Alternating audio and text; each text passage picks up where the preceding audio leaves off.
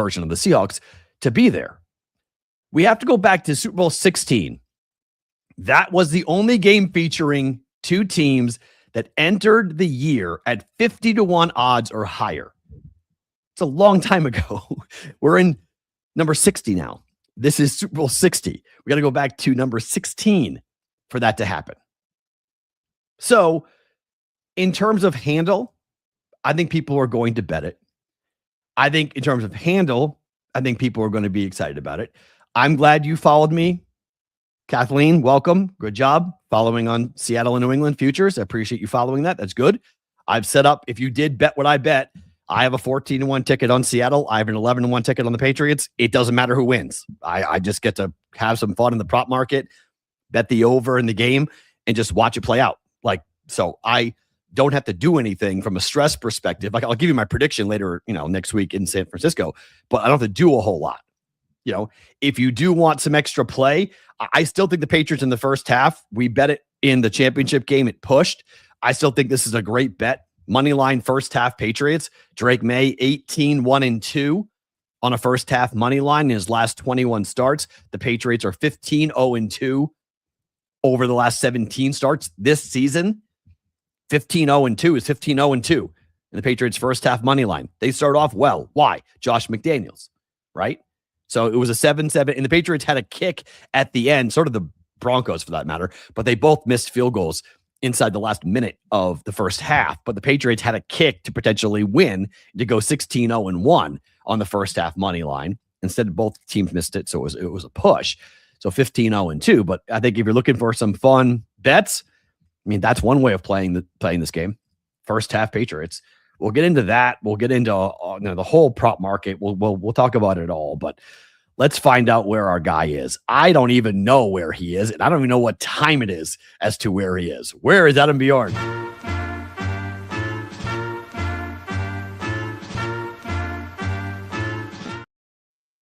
All right, my friend. I'm guessing it's the middle of the night. Welcome back to the show. Where are you? It is the middle of the night. It's actually 2:19 a.m. here in Manila.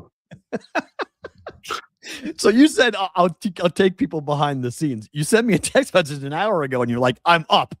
Let's talk. Yeah. I was still awake. So if you needed anything, just holler out. It's tremendous. Absolutely tremendous.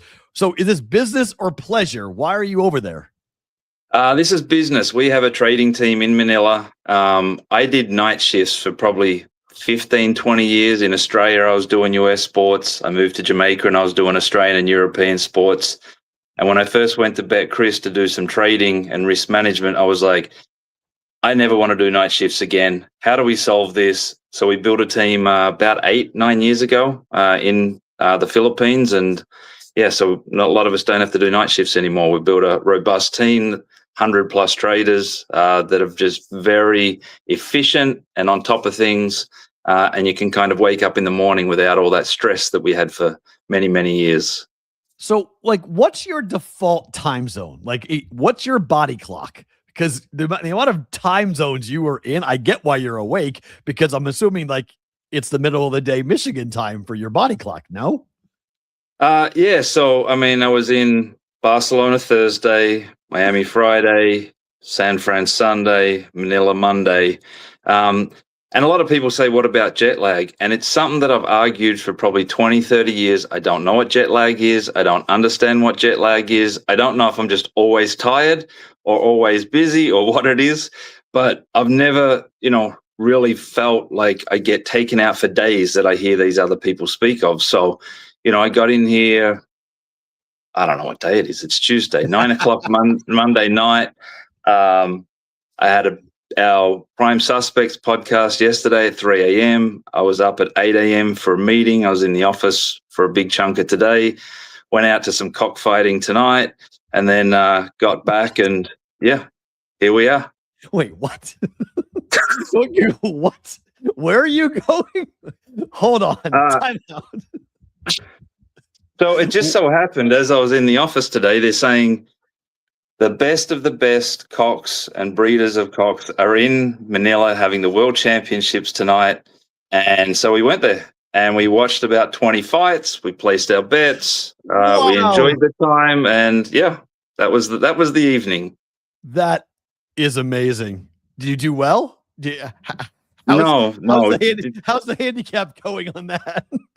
No, it didn't do well. So I've been to them 3 times. First time was Philippines about 16, 17 years ago. Went on a hot streak, won like 13 or 15 fights. Then my son and I went to them in Jamaica, and we were the bookies, hand-to-hand betting. We were giving away money as we were walking to the car because it was dark and we needed to get home safely. So we were like giving away. And then tonight I actually flew my son in from Australia so we could catch up for a week. And went again tonight. And we were kind of hosted by a group, and I would have loved to have been the bookie in this situation, but I was kind of just having to follow them and let them do what they were doing and whatnot. So, yeah, I mean, I know there's a lot of people that don't really like that stuff and have strong opinions, but it was a bit of fun. We had a good night out and, when in Rome. Yeah, it's a cultural thing. So it's one. So, I know it's huge over there. I will add, and I didn't know this, but we were at the stadium where the Thriller in Manila was held, and they actually had posters of Frazier and Ali there as well, because Manny Pacquiao put on a 50th anniversary last year at the stadium. So we went to see fights in the stadium that Ali and Frazier fought in 51 years ago. So. Very cool. Very cool. All right, let's get to the game because it's early and we'll talk about it a ton next week in San Francisco. But we do have a little bit of a line move with you guys because yesterday you were at 4.5 for Seattle. This morning you're at 5. So what action did you guys take early? What number did you open up at? And where has the money been taken? Yeah, so since it opened up, we opened 4.5, went to 5, went to 5.5, back to 5, down to 4.5, and now back up to 5. On the overall money, there is a lot of money on this game. People are betting it way earlier than I suspected, but it's super well balanced. And then on the master chart, we are 94% of the master money is on the Seahawks. Wow. However, when I sort of dug into it, about 75% of that is at -3, where someone laid a big number, and -2.5, where they laid like 85 cents. So there is some picking money around the -5, -4.5, and there's really just dribs and drabs on the Patriots from the Masters on the spread right now. How much does the future market dictate what happens to you guys from a line movement perspective? If you're getting heavy on one side, does that future money, does that matter? Because by accounts that we've read earlier, there wasn't a lot of future money on the Patriots or Seattle. Are you guys light in the future market? So going into last week, all 4 teams were big winners, and these 2 were right up the top of the tree. So that money's already been put in the pocket, forgotten about, and just dealing with the game, because it just so happened that, both these teams were big odds at the start of the season, shortened in a manner where people didn't really want to jump into them at any point in time. So yeah, it was on the future side, really good book. Had the 4 all winners last week for good amounts as well. So just sort of, dealing with it in that manner. What do you think? And we'll talk about it next week, obviously, because we have time, but do you think that we're going to see early money and then that will lighten it up late? Or are we going to see just consistent action all the way through? And this number is going to ping pong around between 5.5 and 4.5 for the next week and a half. Yeah. Well, the thing is 5.5, 4.5, 5.5, it could ping pong around all the time. It's not, any sort of serious number or any danger where a bookie's going, oh no, I don't want to be stuck with 5. Yeah. While, the numbers aren't what they used to be. This is going to be played as tight as possible, field goals if needed, overtime if needed, and all those kind of fun things. So I imagine this will keep sort of bopping around for it. But yeah, I was surprised. And I was surprised last week, like how much money when we spoke Friday, like how much money there was Friday, and then that just upped Saturday and then Sunday, and the live betting was enormous. But yeah, this one just feels like they're, coming very early, but very consistently. So it just seems like they'll keep chipping away at it. The total now at 46, 45.5, I'm assuming was the open for you guys. We saw that a couple days ago with you guys, or yesterday. We saw that with you guys. What are you seeing? And is it consistent with the money that you're seeing from the side, or are we seeing more or less money on the total right now? So we actually opened at 47, went to 46.5 pretty quickly, 46, and then it popped up for a few moments at the 45.5. We got 62% of the money is on the under, 78% of the master money is on the under, and looking at it is majority of it was under 47, under 46.5. Bit the other way buying at the over 45, 45.5, but 46 is really not a lot there. Interesting. What do you think that number closes at? Because obviously 43, 44, key number is up to 47. Is it the same thing with like 4.5 and 5.5, or we're just going to go back and forth and kind of ping pong around because there's no real key number between 44 and 47? I imagine so, but when I saw it originally, I thought it felt a little light. Me too. Yep, I bet. Right. Yeah. Being a Super Bowl, the way these things play out, I mean, usually you'd come into it thinking, the thing should be mid-40s, high 40s, and they'd come out with 53, 53.5, stuff like that. So I'm kind of surprised that they've, got it at this number with how these games can sort of blow open at the end and things like that as well. So I guess with the live betting and the expectations that the first quarter, first half are kind of probably, played tight, then, there's opportunity for that number to sink and then blow out and those things. So maybe they just look at it different these days. Yeah, 45.5. I bet over. I'm with you. I already bet it. It's the first bet I made because I think it does. I think it is light. I think the Rams showed that you can score on these Seahawks, on this Seahawks defense. I think the Patriots are going to be able to put some points up on Seattle. And equally, I think Seattle is going to be able to score on the Patriots. I haven't ever asked you this question, and I'm curious. Do you like outdoor sports or do you prefer domes? Oh, no, I'm outdoors. I like to see the blue sky and whatnot and have a bit of weather throw in occasionally. Not the Chicago game weather, but I don't mind a bit of, alternate sort of implications. I think last week was a good example. The models and that can't read the snow blizzards coming in the second half, and that's the opportunity for bettors. And the smart bookies can kind of play that game as well. So I like the elements. I guess that's why I like golf in Britain and Ireland instead of, the pitch and putt games in the US. So, weather's a great part of sports betting. I agree. And I think not just from a viewership standpoint, from a betting perspective. And we talked about it yesterday, but like the football that we're watching in America, there's this huge rush to have domes. And we've seen a lot of prominent media members say that this is why the NFL needs to be played in domes. If they actually decided, I doubt they're going to, but there is a push now to play the championship games on a neutral field. How would that impact the way you guys book it if we're playing 3 games on neutrals instead of 1 in the playoffs? Again, you're going to factor in the home field advantage, so you take that out, and then suddenly it's neutrals. I mean, they plan these things well ahead, and I think that the fact that there is an opportunity for a random team to get a home Super Bowl every so often that it's in their city. Yes, some cities don't get that opportunity. Others get it more often than others. Like I guess Miami back in the day sort of got a lot of Super Bowls down their way.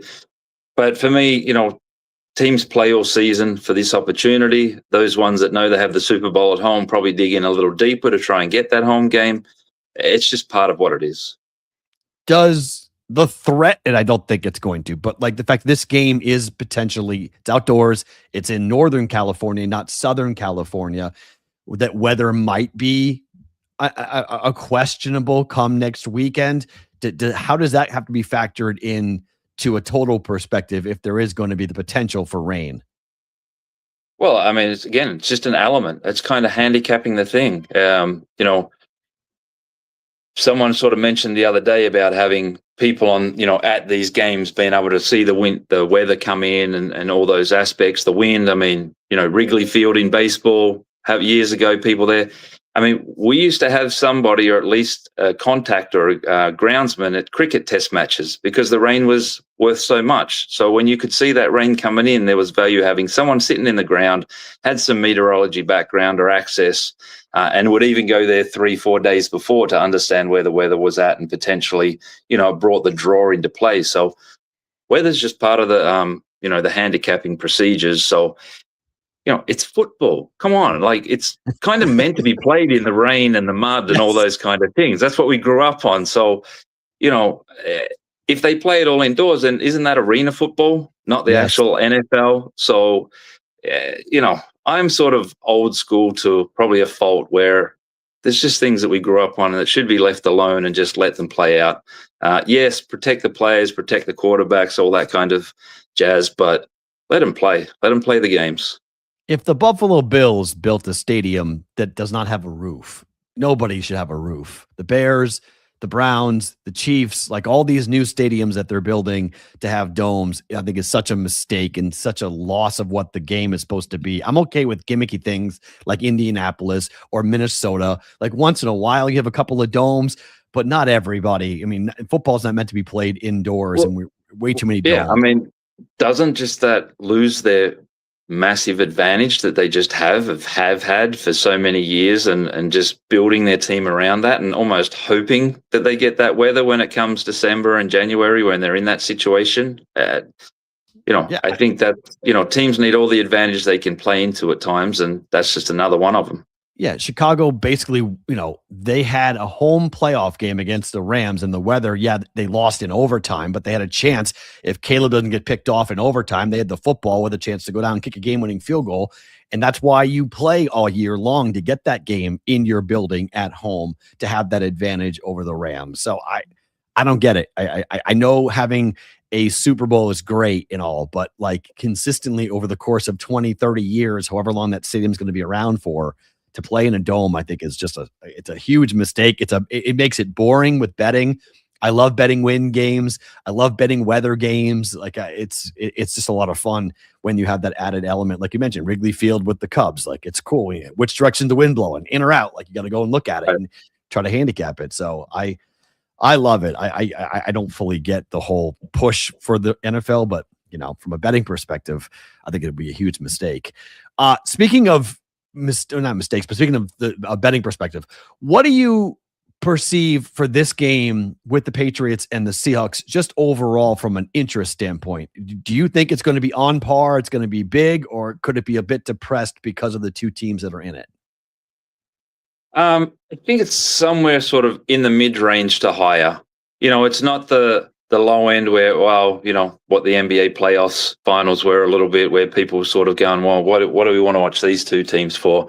I think the Patriots, have kind of got that element of, they're back, and they've got that following on and this is kind of, this is where it's always good with East and West. You'll have all your East Coast kind of supporting the Eastern Coast team, or they're like, screw that, I want the West Coast team because my East Coast team didn't make it, and then vice versa on the West Coast as well, all those supporting that side. So I think this one will have decent viewership. I think it's going to be a good game, potentially has the ability to be a really good game, some back and forth and points on the board. So I know there's been mention of the halftime show and all these other different little things along the way, but I think based on last week, this is the best matchup to have come out of last week's two games. I would agree. Do you think people are going to hate bet against the Patriots? It feels like everybody wants the Patriots to lose, and I feel like you could be seeing some action, people just betting against the Patriots because they hate them. Yeah, I feel that. I mean, I was on the wrong side of Brady for a long time until he actually, won me a lot of money when I was on Tampa Bay the year he won there. So I'd sort of forgiven him sort of 80% of the way. But yeah, I think Patriots, Red Sox, once they kind of won it and broke those streaks, it's like, screw them. They've had enough. Move on. 12 Super Bowls, Adam. I when I saw them in 86 lose to the Bears, I thought the Patriots would never win one. And I thought that was it. And then in 96, they went and they lost to the Packers and Brett Favre. And I thought they'll never win one. The fact that they're playing for their 7th championship in my lifetime doesn't make sense to anybody who grew up outside of Boston. Like we don't understand. It doesn't make any sense to us. Yep. Yeah. I mean, I grew up with something similar, losing 4 Super Bowls in the Aussie rules in 6 years as a teenager. And kind of got to the point where whenever I bet them, they'd lose. Whenever I bet against them, they'd win. And then by the time I'd moved to Jamaica and kind of lost a bit of contact with it, they won 3 or 4 in like 6 or 7 years. And it was like, what the heck? Mikey's got a question because I've been DMing with Mikey about this because my girlfriend she's not a big sports fan, but immediately when this popped, when the All Blacks were coming to DC, she sent me a note and said, I want to go to this in April. What makes this such an amazing event to go to? And are you going to go to it in April when they play in DC? So that's funny because there was a conversation just yesterday about is the rugby league going back to Vegas, which they are in, I believe, February going back there, which I was surprised at how much hype and build up that got there last year. Yep. Now with the rugby union, All Blacks, pretty much the top team in rugby union for a very, very long time, kind of the one that everyone sort of pitted himself against. I'm surprised that they're bringing it over this side, but that's just the way that all these games are going. I mean, everyone's trying to move their sports into other parts of the world. You got a massive expats communities in the US, plus US just consume everything. So if you can get your sport into kind of the niche of the US and get a following and whatnot, it can just add, so much revenue, so much sort of visibility on it as well. So I haven't seen the game, didn't know it was on, but interested in seeing who are they playing? I don't actually know. I just know that they're coming over and they're playing, and the conversation was it's a cultural phenomenon beyond just a sporting event when they come over here to play. And so it's something that has to be seen, forget the game itself, but the actual stuff all around the All Blacks is what makes it such a significant thing. Is that fair? Yeah, just the intro. Being in a stadium, watching the All Blacks do a haka is worth the admission fee right there. There you go. That's exactly what it is. There's national anthems around the world, when you go to Olympics and things like that. There's certain ones that sort of, chill the hairs on your arms and stuff like that when they sort of finish. The haka in the rugby union and when those island nations do it, but in particular when the All Blacks do it, is just one of those moments that is just, again, worth the admission fee and the experience. All right, cool. I'll have to go. It's in April in DC. It's a bucket list thing. I've been told that I have to experience it. So very well might be heading to DC to check that out. Adam, thank you. We will see you in San Francisco next Thursday, a week from this Thursday. We'll see you live in person.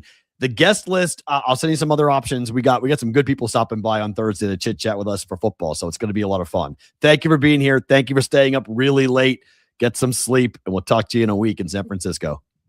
All right. Cheers, Matt, and see you then. Thanks. That is Adam Bjorn. Oh my gosh. In a middle of the night in Manila, joining us here on the Bostonian versus the Book on a Betcris Arizona Tuesday.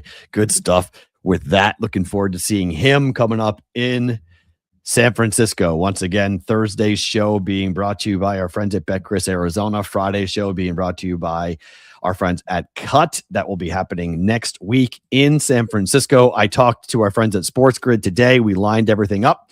Looking forward to doing that. Very nice of you, Thomas. Appreciate that. Thank you for saying that. I appreciate that. Yes, I would agree. Chicago Kristen, his accent's phenomenal. It's so good. It's a nice change from mine too. So it's a nice change of pace to listen to him, to his Australian accent come on and talk. And so he'll be with us on Thursdays. You'll get a whole 2 hours of Adam Bjorn. We have announced the Devin Hester interview on Thursday. There will be others that we'll be adding to the show coming up here on that. Yes, Sonic, the shows in San Francisco will be shown on Sports Grid. Yes, Thursday and Friday. No, they will be. I mean, it won't be the full show. We're doing a 2-hour show, but it'll be replayed on Sports Grid. It just won't be.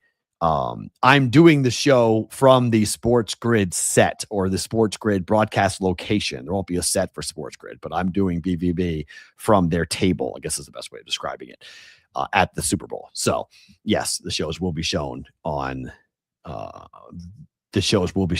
Sports Grid on Thursday and Friday on the typical replay like it usually is. The Monday show is shown on Tuesday overnight Eastern time. The Thursday show is Friday mornings. The Friday show is Saturday morning, and so on, because it airs at 1:00 Eastern time. So that's the next day that the show will come up and air. Let's talk about what happened last night. A little college basketball.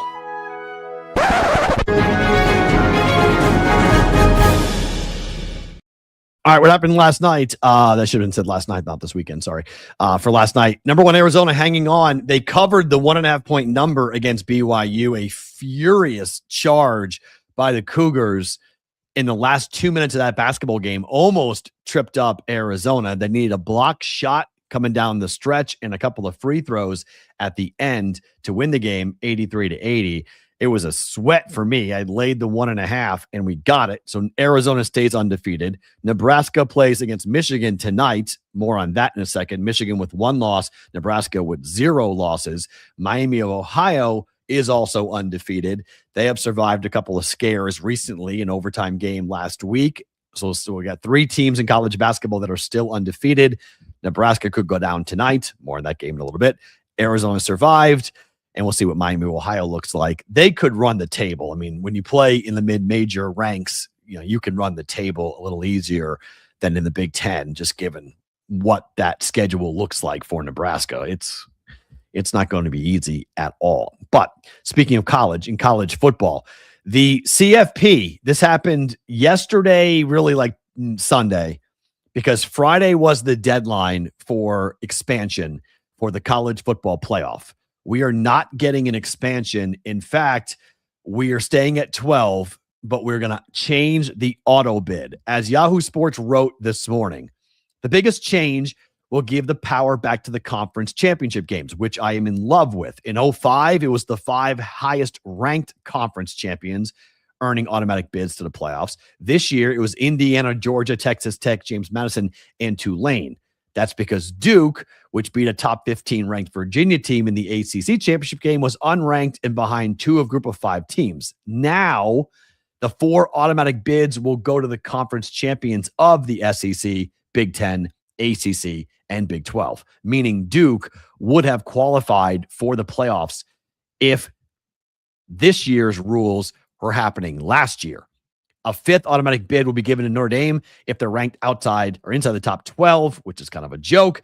1 bid remained for the highest ranked group of 6 champion each season, which now includes the revamped Pac-12. That's why it's group of 6, because the new look, the Mountain West Light Pac-12, is now going to have a shot at an automatic bid. The biggest thing is the fact that the Irish, if they're ranked in the top 12, they're in, period. So if they're having a good season and they're ranked in the top 12, they're in. All right, fine.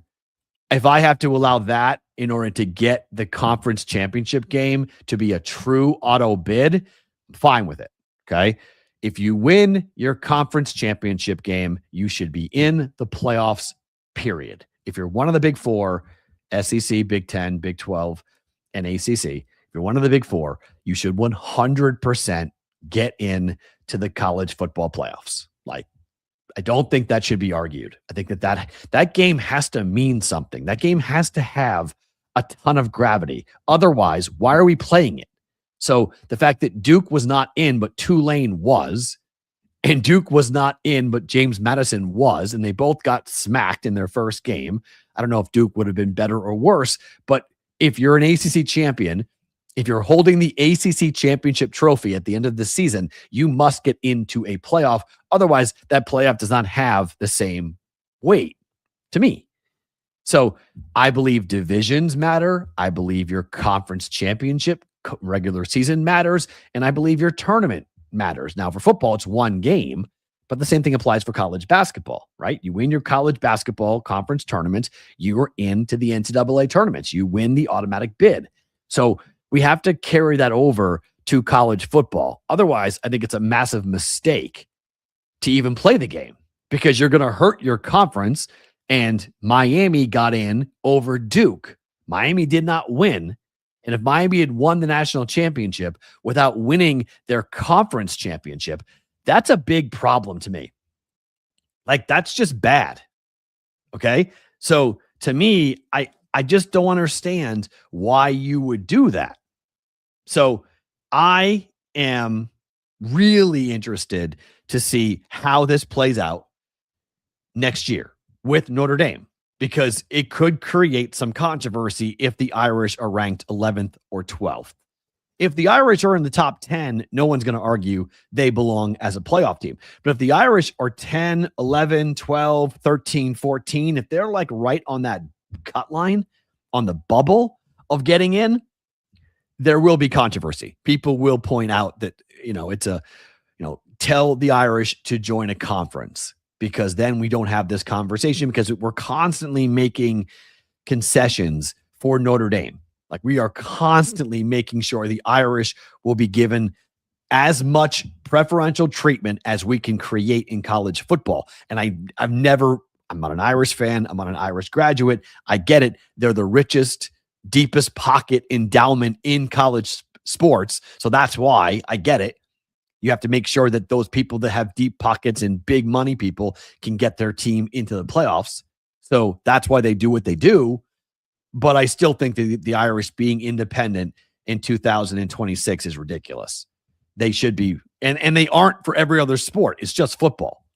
Like, if you can go into a conference for college basketball, why can't you go into a conference for college football? It's never really made a whole lot of sense to me, but it does put more pressure on the rankings on the committee as to where they rank Notre Dame, to make sure they're in the top 12 so they get into the college football playoff, for the ratings, for the alumni, for everything. So, but if I have to give up that concession, if I got to give the Irish that in order to guarantee that if you win a conference championship game, you are into the playoff, fine. I'm willing to do that. What are you guys asking me in the chat? If I ever met Tom Brady?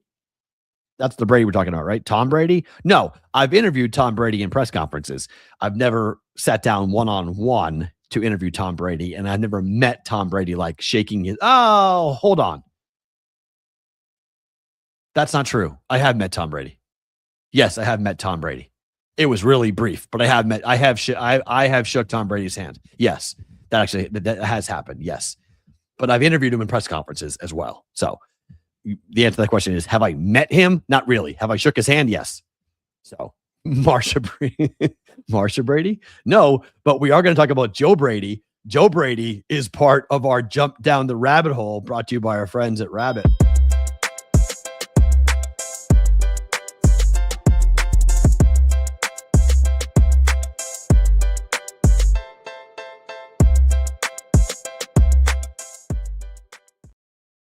All right, it's time to jump down the rabbit hole with our friends at Rabbit.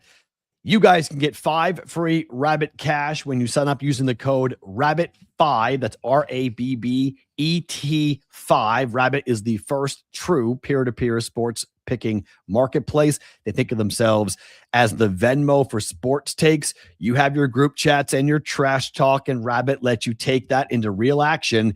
They got rid of the house entirely. So instead of fighting an algorithm designed to take your money, you can create the offer, set the line, and challenge your friends directly. It's social, it's fair, without the heavy vig. It's the only place where you can truly make your hunches happen. Check out Rabbit. They're designed to let you enjoy the fun of beating up on your friends, and use that code RABBIT5, RABBET 5 for 5 free Rabbit cash when you sign up at Rabbit. So let's talk about Joe Brady. He got the job today for the Buffalo Bills. I don't understand this. I am completely confused by why the Bills fired Sean McDermott. So we're going to look at the coaching searches. So before this morning, we had 3 teams that were open: the Bills, the Raiders, and the Browns. The Bills today made the announcement that they're going to elevate Joe Brady, their offensive coordinator, and make him now the head coach of the Buffalo Bills. What are we doing? I don't understand. Do these teams not have any plans when they fire their coaches? Because it doesn't feel like they have any plan when they fire their coaches. So the Ravens went ahead and fired John Harbaugh and replaced him with a relatively unknown, a guy who might come in and do good things, but we don't really know yet what will happen. Mike Tomlin and the Steelers separated, call it a retirement, call it a forced retirement, call it a firing, whatever you want to call it. And Mike McCarthy is now the head coach there.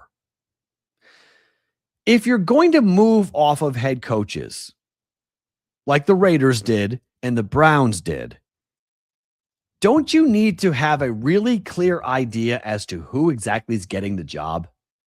And shouldn't it be an upgrade, automatically upgrade? Shouldn't you be able to say, this is why we made the move? And you can say that in 1 year, the Raiders were such a mess under Pete Carroll with his 2 kids coaching the offense and the offensive line being so bad, being coached by one of his sons, that you couldn't just fire the kids because the dad's not going to fire his kids. So you got to fire everybody and you got to start over again if you're the Raiders. The Browns fired Kevin Stefanski, a 2-time coach of the year. And look at who's been interviewed by the Raiders and the Browns.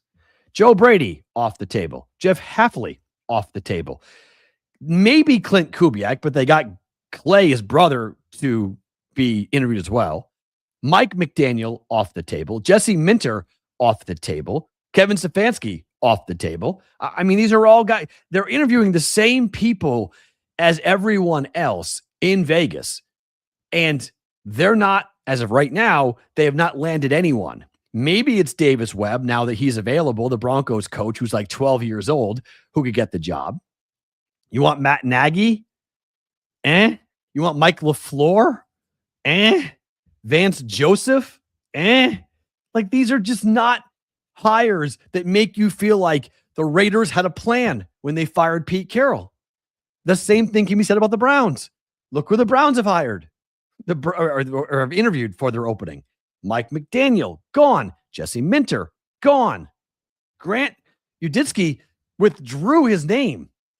Same thing for Mike McDaniel. They withdrew their name from consideration. Tommy Reese got hired by the Falcons. He's off the board. I mean, the Browns fired a 2-time coach of the year who then went and got a job with the Atlanta Falcons, and they don't have a head coach. There's 2 teams without head coaches who both fired established head coaches, guys that knew what they were doing. Now, I didn't like Pete Carroll either. I thought Pete Carroll should have been fired, and he was. I don't think Kevin Stefanski should have been fired, but I mean, I get it. Like, you're in a division where you want to keep up, and with the Ravens changing coaches and with the Steelers changing coaches, it's a fine time for the Browns as well. If you have the right person in mind, if you have somebody who you know you want to hire. And it doesn't feel like the Browns or the Raiders really have a solid idea as to who they want to hire. And the same thing goes for the Bills. Because one of the reasons why you would fire Sean McDermott was because it's the definition of insanity of doing the same thing over and over again and expecting a different result. And this franchise under Sean McDermott went to over 9 years, never went to a Super Bowl. And now Drake May, in his second year, with Mike Vrabel's first year as a head coach in the division, they're in the Super Bowl. And they're not going anywhere because the Patriots have a ton of cap space next year. The Patriots are going to be upgrading the defensive pass rush. I guarantee it. They're going to be in the market for an elite pass rush. They're going to be in the market for a lockdown corner opposite of Christian Gonzalez. And they're going to try to add wide receiver talent in the free agent market and through the NFL draft. Patriots are just going to get better, not worse. So I get why there's pressure on Buffalo because maybe what the Chiefs have done and maybe Eric Bieniemy coming back is going to reinvigorate this offense for Kansas City and bring back the glory days of Patrick Mahomes. But you have to be concerned about that if you're the Bills. The Ravens get a new head coach in Jesse Minter. We'll see what he winds up doing, but you still have Lamar Jackson unless they trade him this offseason. So I get why you would fire Sean McDermott. What I don't understand is why you would hire and elevate the offensive coordinator who was under fire for most of the year because fans did not like what the offense looked like. So essentially what you're saying is that the offensive game plan for Buffalo was fine. It was all the talent. It's all on the players. It's not on the offensive coordinator. Not at all.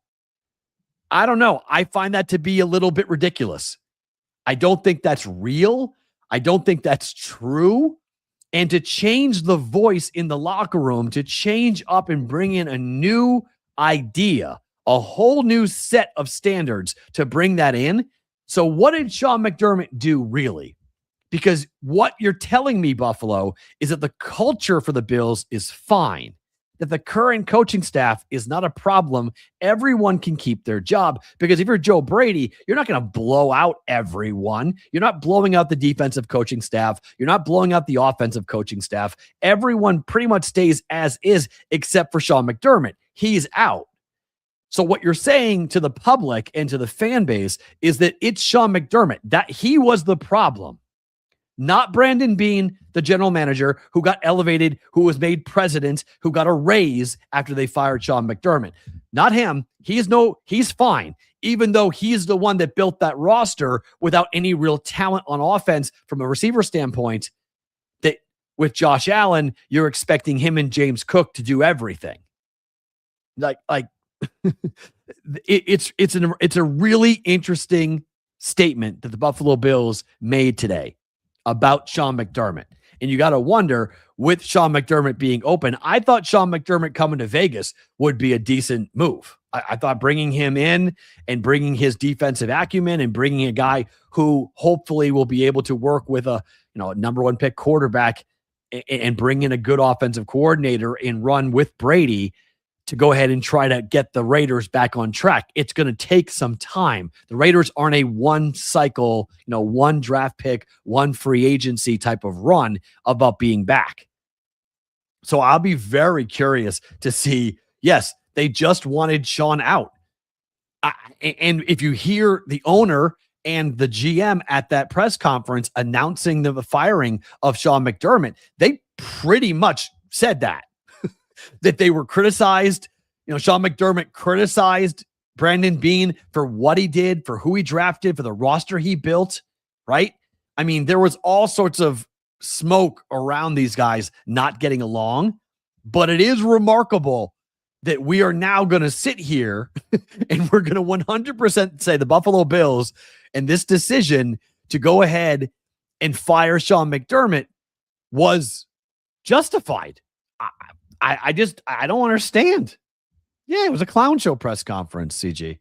That was a joke press conference. The owner said like 5 different things that made no sense. So Eric, this is not, you're talking about the Raiders or the Bills? Because that was a one. Oh, you remind you. Okay, yeah. Bill got Gerard Mayo. Okay, I'll flip that around. Sorry, I read that wrong. My fault. Yes, I do think that's an accurate portrayal. Yes. You firing Belichick to go ahead and fire and hire Gerard Mayo. I think Sean McDermott got a raw deal. I really do. I don't think the Bills know what they're doing. And I'm equally nervous about the Browns, and I'm equally nervous about the Raiders. I think both those teams really have a lot to be. We have to wonder right now as to what's going on. And I think all 3 of those teams might be regretting the decision to fire their head coaches instead of just sucking up another bad year and just rolling with it, just given where they are. Nobody wants the Browns job, at least what we can see. The Raiders are just sort of like hanging back and they're going to roll the dice with a 30-year-old. Okay. And now you have Joe Brady getting elevated with Buffalo. I'm not saying Stefanski, Carroll, and Sean McDermott are the best coaches. I'm not saying that they are guys who didn't deserve to be fired, but it's always about who's coming next to me. If you're going to move the guy and fire the guy, who are you hiring to replace him? And as of right now, I don't think all 3 of those teams looked a little bit lost at the moment. Raiders and the Browns more so than the Bills. The Bills got their guy today in hiring Joe Brady, but the Raiders and the Browns, I don't know, man. We're about to enter the week before the Super Bowl, and you can't make any announcements during that week. You can't step on the toes of the NFL during that week. Has to happen and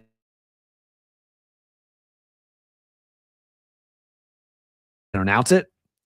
It is an interesting situation for sure. More in bonus time coming up for you guys who are live on YouTube. If you are watching on Sports Grid Television, thank you for being here. We're back Wednesday, Thursday, Friday. There will be a replay. You guys who are watching live, I'll explain the schedule for the next 3 days, but there will be a replay on Sports Grid TV on Wednesday night, Thursday night, and Friday night. If you guys are watching live, bonus time now.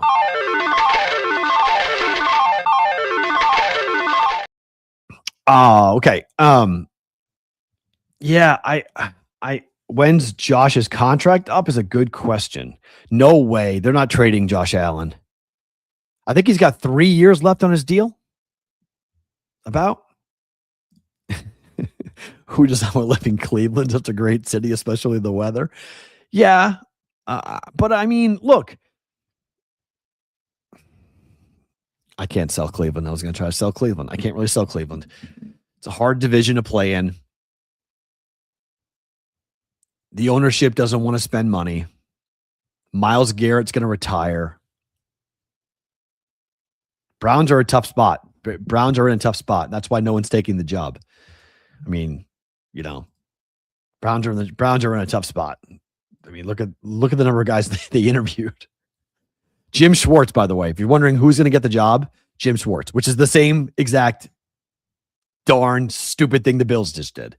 You're going to elevate somebody on the staff.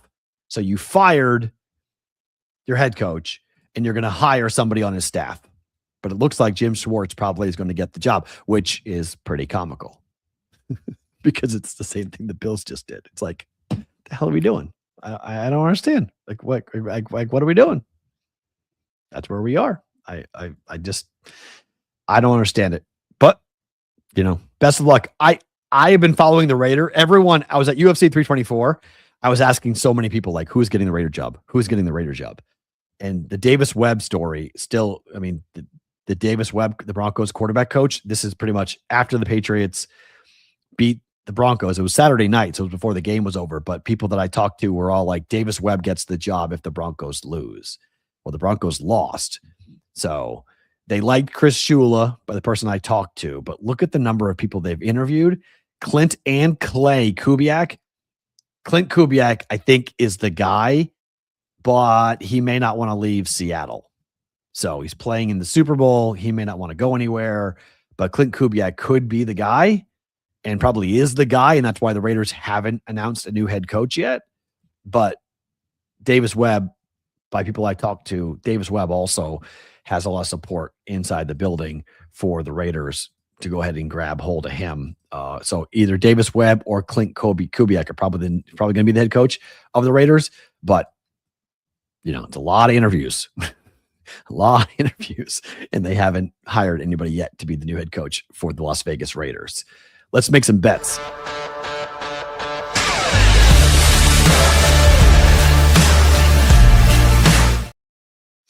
Time for Just the Picks, being brought to you by the Betting Pros Prop Bet Cheat Sheet. You guys can go and log on to bettingpros.com. Check out the Prop Bet Cheat Sheet, or you can download the Betting Pros app to go and look at the Prop Bet Cheat Sheet for tonight's NBA action, picks and plays you can make. College basketball, Michigan laying 10.5 against undefeated Nebraska. Watching this game, Michigan has not been covering against anybody, but it's because the numbers have been so high for Michigan. We're like 14, 15, 16 points they've been laying. Now they're winning by 10, 11, 12 points consistently, and Nebraska is undefeated. Nebraska is going to have a real tough time dealing with Michigan and their size and what they have been doing to teams. They have not just been beating teams, but they really have been taking teams behind woodsheds and beating them up. Nebraska is due. They've been due for a while. They are undefeated, and they are big dogs. I think this number says take the Huskers. When I looked at it, I was like, okay, this is begging us to bet on Nebraska.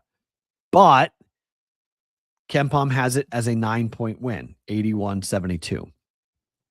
The number's 10.5. We're talking about a bucket difference here for this. I think it's Michigan's defense. They are second in defensive efficiency. They are second in defensive effective field goal percentage. They are number one in 2-point percentage. I just think this being at home at the Chrysler Center for Michigan, I think they just lock down on Nebraska and they don't let Nebraska score. I'll lay the 10.5 points. I know that that's not a great number, and that's a heavy number to lay in a game involving an undefeated opponent in Nebraska, and the fact that they have won every game, both home and away. I just think this game's exclusively on Peacock, by the way. There is no TV for this. This is just a streaming game for this tonight. But I'm going to lay the 10.5 points here with Michigan to get a W and cover against a undefeated Nebraska team. Huskers get the first L. You can parlay this with a Michigan and Creighton. If you want to go anti-Nebraska tonight, you can take the Jays are on the road against Marquette, who hasn't been very good at all. KenPom has it as a 3-point win for the Jays on the road, 78-75.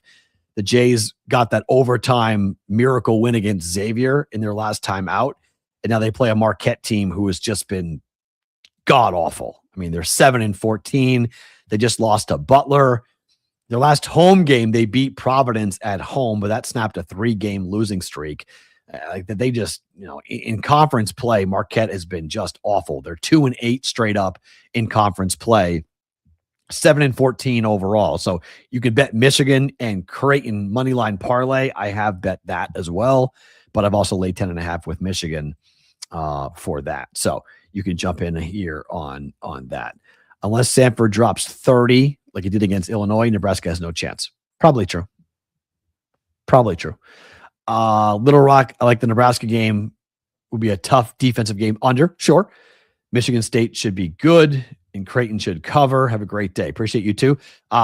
Michigan State. I didn't look at the Michigan State game. Or did you just, was that a typo or is you really saying Michigan State? I have not even glanced at Michigan State tonight. Where is they're playing Rutgers tonight? 70. Wow. So what's that number? I think it must be huge. KenPom has it 75-59, 16-point win for KenPom on KenPom for that. So, but yeah, I think Michigan does win and Michigan covers. But again, you want a little extra. I think a Creighton Michigan moneyline parlay isn't bad. I'm going to go against all the numbers here with Milwaukee and Philadelphia, and I'm going to play the over. I haven't seen about Embiid yet as to whether or not he's playing or not, but these two teams have been dead unders in the NBA, but this number is low. 219.5 for an NBA game is low. I think we're going over 219. I don't think it's going to fly over 219.5, but I think Milwaukee and Philadelphia, this number is too low. I mean, we're talking about most games are in the mid 220s for Milwaukee and Philadelphia, sometimes in the low 230s from a total perspective.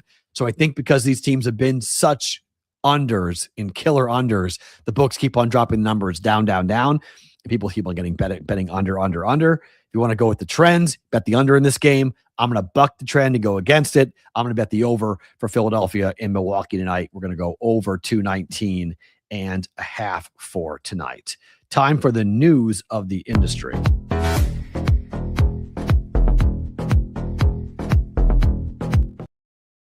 So I asked this question of Adam Bjorn earlier in the show, and I want to kind of pick it up and dovetail off of it because there are some people who are pretty adamant that the NFL is going to be down this year from a betting perspective because of the Patriots and the Seahawks, and that would continue a trend of NFL bettors wagering less than expected at regulated sports books. This is according to our friends at ingame.com.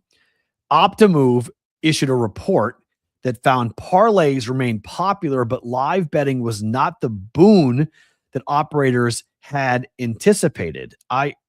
Adam has seen tremendous live betting at Betcris Arizona, so they don't really factor into this. But pre-game betting versus live betting for planned versus actual, the planned was for 48% of all the handle to come in on pregame betting. It's actually been 50%. There was 31% in-game betting that they anticipated this year during the NFL as they planned on live markets. Only 17% actually came in. So if you average that out, 21% for both in-game and pregame betting, 33% came in both. This is according to a survey from Optimove. Findings from observed behavior of nearly 4 million bettors, which is a big number, and using preseason and follow-up surveys of 425 others, which is a bit low, underscore a potentially troubling trend for the domestic sports betting industry, specifically the nation's most popular league, failed to generate the expected traction for live betting, which is considered a long-term profit generator for sportsbooks. Said the Optimove report, quote, NFL bettors are directly honest about how they want to bet, but consistently overestimate how often, how live, and how much they'll wager, especially once the season begins. The study by Optimove, an engagement solution firm for the iGaming and sports betting operators, included data from the beginning of the season through the wild card round. A full 75% said they bet in the regular season, almost exactly matching preseason interest, according to the study. Just 15% bet during the first round of the playoffs, although 48% said that they would. Low stake, high frequency bets dominated. The default stake band was defined between $11 and $50, with higher increments significantly rarer. That may change deeper in the postseason, according to the report, based on how betting typically behaves as stakes rise. We expect a concentration effect, fewer days, bigger moments. One noteworthy observation, parlay bettors bet parlays. Shocker. There were 72% of those who said that they would bet parlays, and 70% did. Here's the thing, and why this should not be shocking to anybody on this. It's not prediction markets that are cutting into the NFL handle. That's been the big worry, right? The prediction market, the Kalshis of the world, they're not cutting into the handle. People are betting on it. They're using it. They're using the prediction markets. There's a lot of money there to be had, but it's not impacting the legal sports book. It's not impacting the handle for the legal sports books. What is impacting this, and this is something that Dave Sherapan and I talked for hours about. In-game wagering is hard. It's not easy. And I've told you guys, Dave and I used to sit, and because Dave knew so much and he was such a, the depth of knowledge he had in terms of how the algorithm was going to treat the game and how he was able to watch a game and watch the number, and we would go back and forth, and I'd have multiple books open, and we'd be watching the different algorithms, and we'd be watching the game and the way the game was being played versus how the numbers were being impacted. And it happened in hockey all the time, where you could be watching the game, watching the number, and yet the total was being all over the place because the algorithm just was playing the math, and it wasn't watching the game. It was simply watching the math. And so you had chances before different minute markers, if you will, as to when the number got hit, like 5 minutes, 10 minutes, 12 minutes, whatever was left in the period, where you would see the algorithm, it would hit that minute mark, and all of a sudden it would flip and it would drop down. So you'd have a chance to bet different things by, you would watch that number, and Dave would say to me, okay, now watch that number. When it gets to 10 minutes left in the period, that number is going to go to 2.5, bet the over, because the computer is going to sense that there's only half of the period left, even though we're watching this game and we know that this is going to be wide open because the offenses are going back and forth, and we understand pace of play. The algorithm doesn't. So those are the things that we would do. 99.99999% of people in America don't have somebody like that who's sitting there showing them how this works. And so the public is being told, hey, betting live is so fun, right? All the reads. Live in-game wagering is great. Live in-game wagering, okay, is fucking hard. It's hard. It's not easy. I think the majority of people who do it consistently are like me, who do it to get out of bets, not to make money, to save money. I've said this for years. I don't attack the in-game market for anything except the oh shit moment. That's what gets me to open the app and to bet more consistently, is because I'm afraid of losing. Like I know I'm on the over, right? Or I'm on the dog, and like it's coming down to the wire, and I'm like, shit, I got to get out of this bet. And so I use live wagering to save my ass. Because in Vegas, there's one book now in Vegas. Caesars William Hill has now opened up the cash out feature. We haven't had that in Vegas. I've been here 10 years. We haven't had the cash out feature here in Vegas. Now we do with one book. So because of that, I would use live betting to get my ass out of a fire and be like, oh no. And I'd pull myself out. So the idea of going in there and being able to attack the algorithm, why is it not working for the books? Because no one's winning. Nobody understands it. It's a foreign language to the average person. And so that causes problems for anybody who is trying to attack the betting market, because you do hit parlays once in a while, right? Every couple of weeks, you'll hit a big parlay and you're going run and tell your boys, 5-leg money line parlay, $10 that paid 200, blah, blah, blah, right? Well, those are the things that people talk about. Those are the things that people are doing. They're not betting straight. And frankly, I will take a little credit for this because I'm in the betting space. I'm in the content space. So take a podcast like The Daily Juice or a podcast like other pick podcasts that are out there, Sportsline or whatever, that are out there we don't give live bets. We give you actionable information pregame to bet the games pregame. So the more that the public relies on the content world, which is becoming more and more significant because we have the time to do the work, and there are more and more free podcasts. When I started The Daily Juice, there was nobody doing what I was doing. I was a unicorn in 2020, where I gave a daily podcast every single day. There were picks in your inbox. Now there's, I don't know, 10 off the top of my head that do what I do. So this is just where the public is accustomed to going and saying, all right, part of my handicap is to watch what Matt thinks. And if Matt's hot, okay, good, I'm going to follow. If Matt's cold, I'm going to fade. Or if I hear something that Matt says I wasn't aware of, well, that might change my opinion. That might change my direction, which is all normal, right? It's just, we're all guessing. We're all betting on human behavior. We just want the most amount of information at our disposal to make the best decision we can. So live betting isn't something you can research. It's right now. Hey, do you want -3 right now? And sometimes it changes before the bet even could be accepted, right? Line has changed. Do you accept the wager? Do you accept the new number? Right? So that's a problem. That gets problematic for people. And this is true. My experience, I have not been able to get a live bet accepted. Yes, that's true. 100%. So Vinny, the boosts I am getting are for live betting. Only the boosts, because they're trying to get people to bet more live. They want people to bet more live. Yeah, Joel, hating the cash out feature. I mean, I'm just not used to it. I don't have it.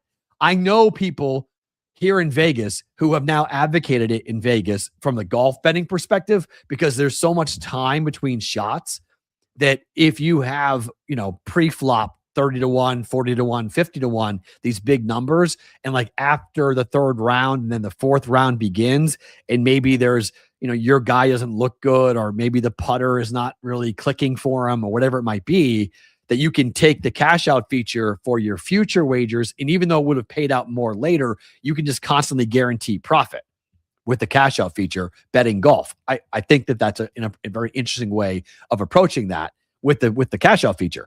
I haven't done that yet, but cash out features is new.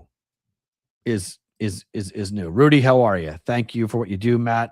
Keep it up, my brother. Also, note on live betting, half the time the games be a couple.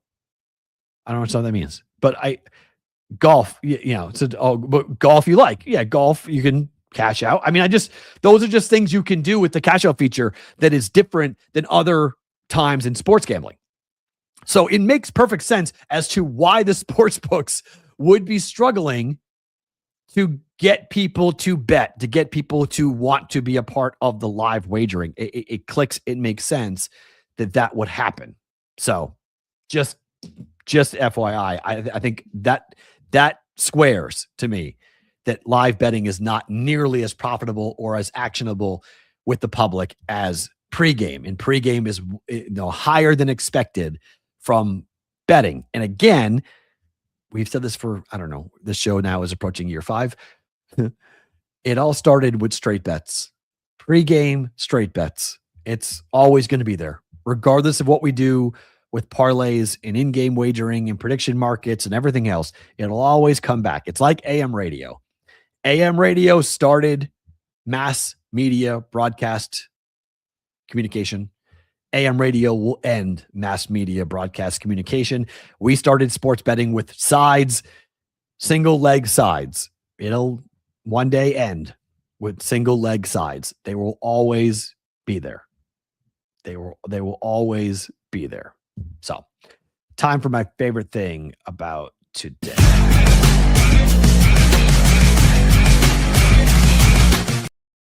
All right, for me, it's go time. It's get ready time, because I've got to get not just this show up and produce, tomorrow's show, Thursday's show, and Friday's show. It's going to be different. We've never done this before, so I'm very curious about how it's going to go. I will put up, and Sonic is helping me do this. There's going to be a quasi new show. Okay. Next 3 days will be a mixture of new content and old content, best ofs and new content. So you're going to get some different things. Like, we're going to replay that conversation that I did with Adam Bjorn. We're going to replay that coming up on Thursday. That's traditionally the day for Betcris Arizona. We're going to replay that conversation on Thursday, because some people tune into Thursday's show just to see Adam. So we're going to do that. We're going to take different segments through last week and this week, and we're going to splice it all together. 3 shows, 1 hour each. It will be replayed on Sports Grid. You're going to get that. But I'm going to be taping some segments in New Orleans. I will be placing it together, piecing it together, trying to find different segments and whatnot. So I'm really excited to see how it goes. I hope it goes well. I don't know if it's going to go well. I am crossing my fingers that this thing will launch at 1 o'clock as a video on demand that you guys can have a live chat with and have conversations. There will be new topics. There will be new bets. There will be new things that I will talk about. We really haven't gotten into hockey wagering all that much. I want to try to do some segments on hockey. So, and who knows? I'm with my entire Betting Pros team in New Orleans. So I might be grabbing one of them and having them come on up and have a conversation and do an interview with them. I don't know. So we'll see how it all goes down. So next 3 days, it's a work in progress. It's a work in progress. We're going to try it out and see how it goes. Okay. Crossing my fingers that it all works out the way it should, coming up for tomorrow at 1 o'clock Eastern time, when the new episode of BvB will hit. It'll be a mixture of new and old for us coming up here. So excited to get that rolling, but you will get content, new and old content, Wednesday, Thursday, Friday. I'll be in New Orleans. If anything crazy breaks, I'll jump on the Discord channel. We can have a Discord channel chat in there. But then I'm back on Saturday from New Orleans. We head to San Francisco for Media Row for the Super Bowl coming up on Wednesday. So Wednesday flight to Saturday, Wednesday flight to Friday. It's going to be a really crazy couple of weeks. Happy to have you guys along for the ride. Thank you to Betcris Arizona and Adam Bjorn for stopping in. We're back tomorrow at 1 p.m. Eastern for a new episode of BvB.